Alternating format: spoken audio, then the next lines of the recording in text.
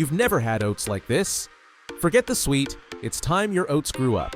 Rich, herby, and unapologetically bold. You can find the full recipe in the description below. Warm oats, lightly toasted in pure olive oil, form the base. Crushed black seed, yeah, that ancient remedy, adds a subtle peppery bite. Then comes fresh rosemary, sizzling in the pan and releasing its earthy aroma.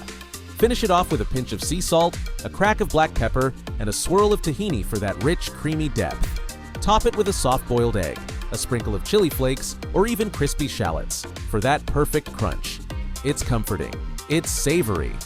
And no, you won't miss the sugar. The real twist? This combo doesn't just taste amazing. It fuels your day like nothing else. Tried it? Loved it? Let me know in the comments.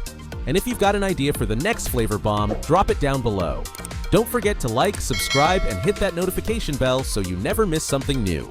See you in the next one.